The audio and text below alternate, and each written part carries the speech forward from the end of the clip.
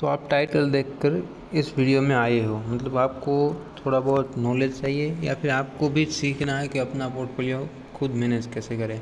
जैसे बड़े बड़ी कंपनियां म्यूचुअल फंड वाले मैनेज करते हैं, वो बिल्कुल यही मेथड का उपयोग करते हैं। आप सबको पोजीशन हेज के बारे में पता है, लेकिन पोजीशन हेजिंग कैसे करें अपने पोर्टफोलियो के थ्रू। लोग बोलते हैं कि मार्केट डाउन जाने वाला है तो पोजीशन हेज कर लेते हैं, लेकिन आपके पास तो मान लो आपके पास 3 लाख रुपये का इन्वेस्टमेंट है सभी स्टॉक में थोड़े बहुत, तो आपको कैसे पता चलेगा कि मैं निफ्टी 50 या बैंक निफ्टी के फ्यूचर के कितने लॉट सेल करूं, क्योंकि वो तो हमें पता नहीं चल सकता। तो उसी का हम आज कैलकुलेशन करेंगे और सीखेंगे कि अपने पोर्टफोलियो को कैसे मैनेज करें। मान लो कि शॉर्ट टर्म के लिए मार्केट डाउन जाने वाला है, या फिर थोड़े इस वक्त में तो थोड़ा माहौल है वो नेगेटिव चल रहा है, तो मार्केट में थोड़ा प्रेशर रह सकता है, उसकी वजह से मार्केट थोड़ा डाउन जा सकता है। और आपके पास भी इन्वेस्टमेंट है, आपने जो है बहुत ही कम प्राइस में स्टॉक बाय करके रखे हैं, अभी आप प्रॉफिट में हो, आपको पता है कि इस वक्त डाउन जाने वाला है, मार्केट डाउन चल रहा है, तो आप पोजीशन हेज करना चाहते हैं, पोजीशन हेज करके भी प्रॉफिट कमाना चाहते हैं। टाटा मोटर्स का शेयर ही देख लो, कोविड के टाइम जो मार्केट क्रैश हुआ था उस वक्त 80 रुपये तक गया था, और आज उसके 3-4 साल बाद 700 रुपये के ऊपर है।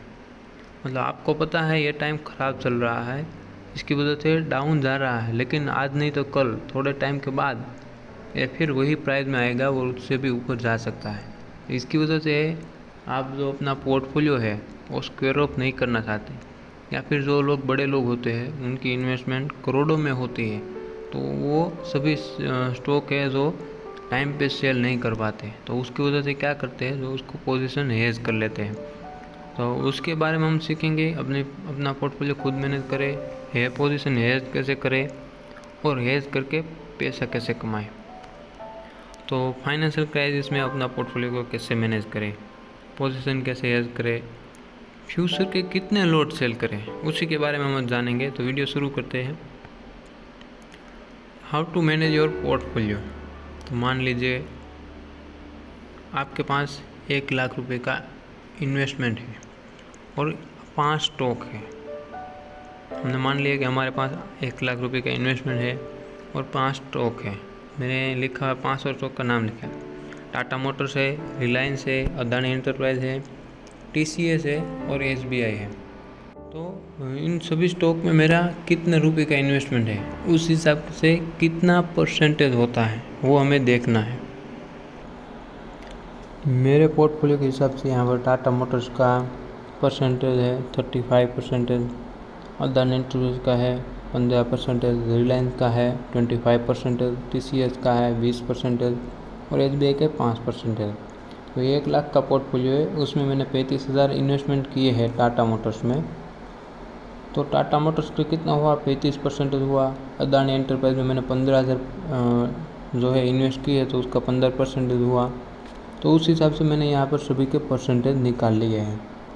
तो आपको सबसे पहले ये परसेंटेज निकाल लेने हैं आपके पोर्टफोलियो में। फिर आपको अपने जितने भी स्टॉक है आपके पोर्टफोलियो में, उन सभी स्टॉक का आपको बीटा फाइंड कर लेना है। तो ये बीटा आपको कहाँ मिलेगा, आप गूगल पे सर्च कर सकते हो बीटा, या फिर मनी कंट्रोल ऐप है तो उसमें जाकर आप स्टॉक का नाम सर्च कीजिए, फिर उसमें भी आपको बीटा देखने को मिल जाएगा। तो यहाँ पर मैंने जो है सभी का बीटा भी फाइंड कर रखा है। टाटा मोटर्स का 1.45 है, रिलायंस का 1.2, अदानी एंटरप्राइज का 2.7, TCS का 0.9 और SBI का 1% है, 1.2। तो ये सभी मैंने बीटा फाइंड कर लिए है, फिर पोर्टफोलियो का जो परसेंटेज फाइंड कर लिए है। तो बीटा और परसेंटेज उन दोनों की अब हमें आगे ज़रूरत पड़ेगी। अब आप देख सकते हो स्टॉक का वेटेज है, उसको स्टॉक के बीटा के साथ मल्टीप्लाई करना है।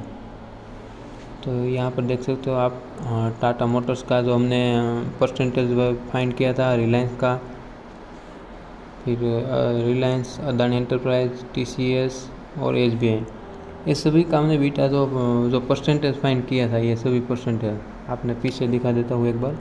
ये परसेंटेज है, ये हमने कहाँ फाइंड किए थे, यहाँ पर देखिए ये सभी परसेंटेज, ये परसेंटेज है उसको, फिर ये हमारा ये जो बाजू में है वो बीटा, उसको बीटा के साथ मल्टीपल कर लेना है। बीटा हमने यहाँ पर देख लिया था, यहाँ पर हमने लिखा हुआ है, ये सभी बीटा है। तो जो स्टॉक के परसेंटेज है उसको बीटा के साथ मल्टीप्लाई करने के बाद हमको जो ये आंसर मिला है, टाटा मोटर्स का 50 मिला है, रिलायंस का 30, अदानी एंटरप्राइज का 40, TCS का 19 और SBI का 6.4। तो उन सभी का हमको प्लस कर देना है, और जो सभी आंसर मिले हैं ये सभी यहाँ से लेकर ये, उनको हम प्लस कर देंगे। उनको प्लस करने के बाद जो हमारा आंसर मिलता है वो है 146.95। तो अब यहाँ पर देख सकते हो जो हमारा बीटा और पोर्टफोलियो, हमारा पोर्टफोलियो का बीटा मिला है वो कितना है 146। तो ये हमारे पोर्टफोलियो का बीटा ये कैलकुलेशन करने के बाद हमें मिल जाएगा। तो अभी आपको जो है एक फॉर्मूला याद कर लेना है, VP यानी वैल्यू ऑफ पोर्टफोलियो। हमारा पोर्टफोलियो 1 लाख का है तो हमारा VP हुआ, BP means beta of portfolio. जो हमने बीटा फाइंड किया है पिछले, बीटा जो हमने फाइंड किया है 146.95, वो हमारा बीटा जो हमने पोर्टफोलियो का बीटा फाइंड किया है। और VI means value of index future. आपके पास निफ्टी 50 के स्टॉक है या बैंक निफ्टी के, तो हमारे पास अभी निफ्टी 50 के स्टॉक है 500, तो हम निफ्टी 50 का जो अभी का जो निफ्टी 50 चल रहा है, निफ्टी 50 का अभी का जो प्राइस है उसको कंसिडर करेंगे। तो ये फॉर्मूला है VP into BP upon VI। ये इस फॉर्मूले के हिसाब से हम फाइंड कर सकते हैं कि हमें निफ्टी फ्यूचर के कितने लॉट सेल करने हैं। तो अब VP है हमारा वैल्यू ऑफ पोर्टफोलियो, तो हमारा 1 लाख रुपए का है, वो यहाँ पर हमने लिख दिया। फिर है BP बीटा ऑफ पोर्टफोलियो 146 है, वो हमने इधर लिख दिया। फिर अपॉन VI है वैल्यू ऑफ इंडेक्स फ्यूचर, तो निफ्टी 50 का भी वैल्यू है वो हमने इधर नीचे लिख दिया है। फिर उसका कैलकुलेशन करने के बाद तो हमें जो आंसर मिलता है 700, तो वो जो आंसर है उसे हमको निफ्टी के जो लॉट साइज़ है, निफ्टी का जो लॉट साइज़ है वो है 50, तो 50 से हमें उसको भाग देना है। तो हम जो आंसर मिला हमें ये फॉर्मूला के हिसाब से, उसको हम निफ्टी का जो लॉट साइज़ है उससे भागेंगे तो हमें आंसर मिल जाएगा। तो हमारा आंसर क्या मिला, 14 आंसर मिला। 14 लॉट सेल करने हैं हम निफ्टी 50 के फ्यूचर के 14 लॉट सेल करेंगे, तब जाकर वो हमारे जो पोर्टफोलियो के वैल्यू है 1 लाख उसके बराबर होगी। तो बस यही, इसी तरीके से आप अपना पोर्टफोलियो को आराम से मैनेज कर सकते हैं।